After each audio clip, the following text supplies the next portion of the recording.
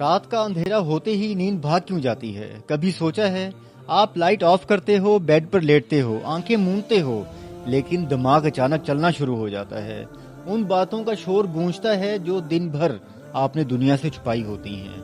ہم سمجھتے ہیں کہ شاید یہ فزیکل تھکاوٹ یا کوئی بے خوابی ہے، لیکن اصل میں یہ جسم کی تھکاوٹ نہیں بلکہ ضمیر کا جاگنا ہوتا ہے۔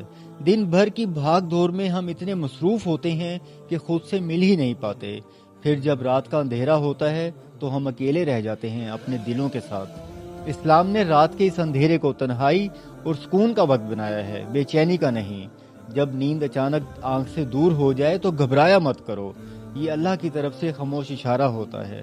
2 رکعت نفل پڑھو یا پھر بستر پر لیٹ کر بس اپنے دل کا حال اس کے سامنے رکھ دو، دماغ کا سارا بوجھ پل بھر میں ہلکا ہو جائے گا۔ اکثر رات کو اچانک آنکھ کھلتی ہے تو ہم فون اٹھا کر وقت دیکھتے ہیں۔ کیا کبھی سوچا ہے کہ اس وقت دماغ میں سب سے پہلا خیال کیا آتا ہے؟ اگر سوچا ہے تو کمنٹ میں ضرور بتانا۔